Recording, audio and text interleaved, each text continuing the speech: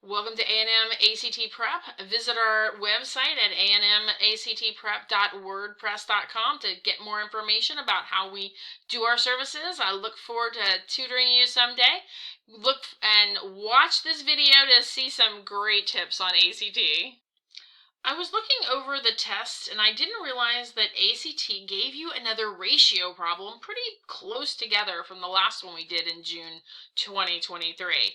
And I want to do the two of them kind of together. So let's take a look at what I'm actually being asked. I'm being told if I look at a quadrant, I'm doing 8, 5. So we'll just put that A here, okay? We'll just put in 8, 5 so you can kind of see that. And this is going to give me -4, 11. So it's going to be somewhere over on this side. And that's going to be C. And what we're being told is somewhere in here lies B. And it is going to be a 1, this is B, to 2 ratio. In other words, we're closer to A than we are to C. And a good way of thinking about it is to figure out, first of all, what your x value is. You have an 8 to -4, so you actually have 12, because remember, you're crossing over that. So if you think about it that way, then if I divided that into 3 parts, because when you're dealing with ratios, you want that total, and that is 3. 2 plus 1 is 3.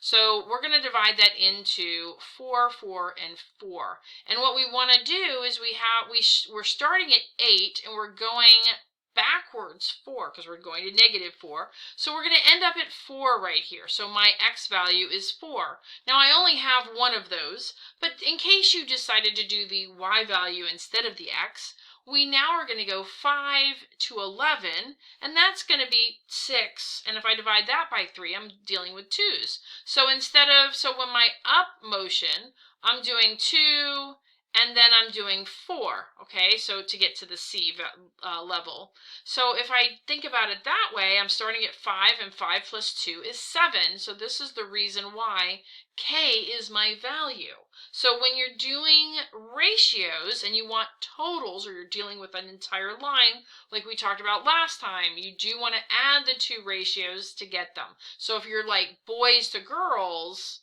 say you're like a 2 to 5 ratio of boys to girls, but you know you have, I don't know, 5,000 boys in the school, we would do a 7, so it would be a 2 to 7 ratio, because that would be my total. Okay, so that's kind of where that total comes from, is what is the total of the ratio of the two when I add them.